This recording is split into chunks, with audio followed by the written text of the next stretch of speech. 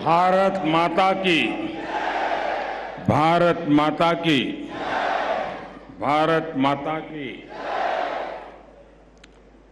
रेल्वेच्या क्षेत्रात मोठी क्रांती होते.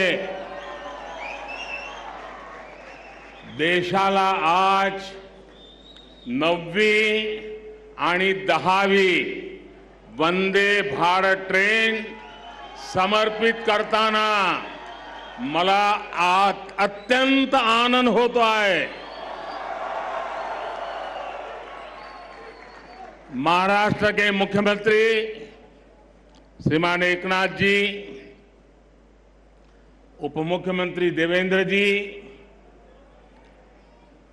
मंत्रिमंडल के मेरे साथीगण, महाराष्ट्र के मंत्रीगण, सभी सांसदगण, विधायकगण, अन्य सभी महानुभाव, भाइयों और बहनों, आज का दिन भारतीय रेल के लिए, विशेष रूप से मुंबई और महाराष्ट्र की आधुनिक कनेक्टिविटी के लिए बहुत बड़ा है.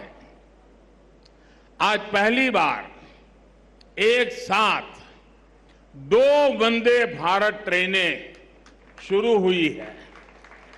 ये वंदे भारत ट्रेनें मुंबई और पुणे जैसे देश के आर्थिक सेंटर्स को हमारे आस्था के बड़े केंद्रों से जोड़ेंगी. इससे कॉलेज आने जाने वाले, ऑफिस और बिजनेस के लिए आने जाने वाले, किसानों और श्रद्धालुओं सभी को सुविधा होगी. ये महाराष्ट्र में पर्यटन और तीर्थ यात्रा को बहुत अधिक बढ़ावा देने वाली है. शिरडी में साईं बाबा का दर्शन करना हो, नासिक स्थित रामकुंड जाना हो, त्र्यंबकेश्वर और पंचवटी क्षेत्र का दर्शन करना हो, नई वंदे भारत ट्रेन, ये सब बहुत आसान होने वाला है. इसी प्रकार मुंबई सोलापुर वंदे भारत ट्रेन से पंढरपुर के विठ्ठल रखुमाई, सोलापुर के सिद्धेश्वर मंदिर, अक्कलकोट के स्वामी समर्थ या फिर आई तुलजा भवानी के दर्शन अब सबके लिए और सुलभ हो जाएंगे. और मुझे पता है कि जब वंदे भारत ट्रेन सह्याद्री घाट से गुजरे थी तो लोगों को प्राकृतिक सुंदरता का कितना दिव्य अनुभव होने वाला है. मैं मुंबई और महाराष्ट्र के लोगों को इन नई वंदे भारत ट्रेनों के लिए बहुत बहुत बधाई देता हूं. साथियों, वंदे भारत ट्रेन आज के आधुनिक होते हुए भारत की बहुत ही शानदार तस्वीर है. ये भारत की स्पीड, भारत के स्केल दोनों का प्रतिबिंब है. आप देख रहे हैं कि कितनी तेजी से देश वंदे भारत ट्रेन लॉन्च कर रहा है. अभी तक 10 ऐसी ट्रेनें देश भर में चलनी शुरू हो चुकी है. आज देश के 17 राज्यों के 108 जिले वंदे भारत एक्सप्रेस से कनेक्ट हो चुके हैं. मुझे याद है एक जमाना था जब सांसद चिट्ठी लिखा करते थे कि हमारे क्षेत्र में स्टेशन पर ट्रेन को रुकने का कोई प्रबंध कीजिए, 1-2 मिनट का स्टॉपेज दे दीजिए. अब देश भर के सांसद जब भी मिलते हैं तो यही दबाव डालते, यही मांग करते हैं कि हमारे यहां भी वंदे भारत ट्रेन चला दीजिए. एक क्रेज है आज वंदे भारत ट्रेनों का. साथियों, मुझे खुशी है कि आज मुंबई के लोगों का जीवन आसान बनाने वाले प्रोजेक्ट भी यहां शुरू हुए हैं। आज जिस एलिवेटेड कॉरिडोर का लोकार्पण हुआ है वो मुंबई में ईस्ट वेस्ट कनेक्टिविटी की जरूरत को पूरा करेगा। मुंबई के लोगों को बहुत दिन से इसका इंतजार था। इस कॉरिडोर से हर रोज 2 लाख से ज्यादा गाड़ियां गुजर पाएगी और लोगों का समय भी बचेगा। अब ईस्टर्न और वेस्टर्न सबर्बन इलाकों की कनेक्टिविटी इसके कारण बेहतर हो गई है। कुरार अंडरपास भी अपने आप में बहुत अहम है। मैं मुंबईकरों को इन परियोजनाओं के पूरा होने पर विशेष बधाई दूंगा। साथियों, 21वीं सदी के भारत को बहुत तेजी से अपने पब्लिक ट्रांसपोर्ट सिस्टम को सुधारना ही होगा।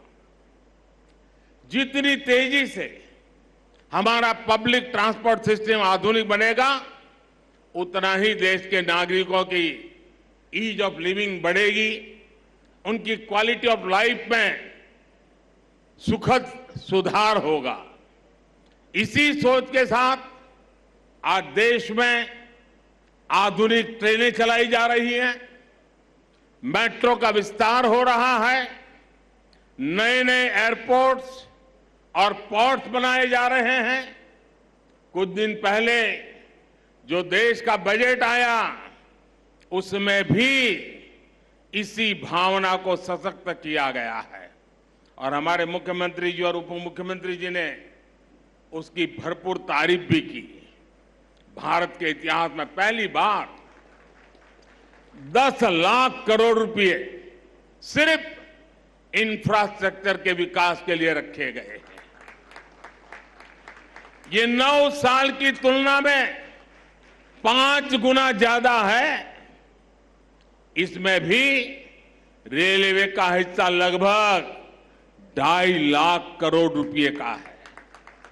महाराष्ट्र के लिए भी रेल बजट में ऐतिहासिक वृद्धि हुई है।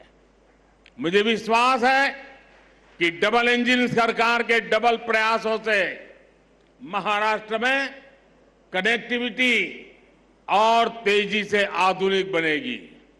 साथियों, इंफ्रास्ट्रक्चर पर निवेश किया गया हर रुपया नए रोजगार की संभावनाएं बनाता है।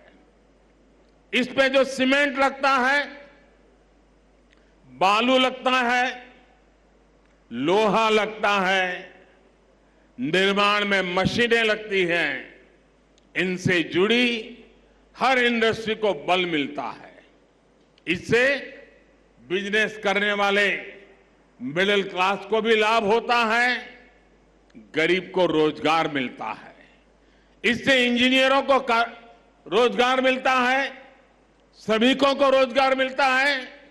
यानी इंफ्रास्ट्रक्चर जब बनता है तब भी सबकी कमाई होती है और जब तैयार होता है तो वो नए उद्योगों, नए बिजनेस के रास्ते खोलता है।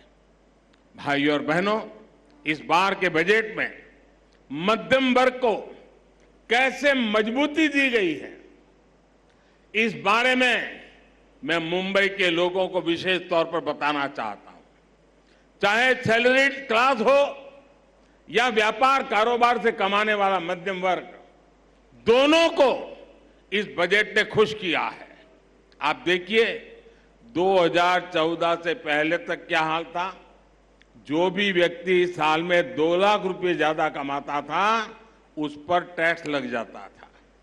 भाजपा सरकार ने पहले 5 लाख रुपए तक की कमाई पर टैक्स में छूट दी और इस बजट में इसे 7 लाख रुपए तक पहुंचा दिया।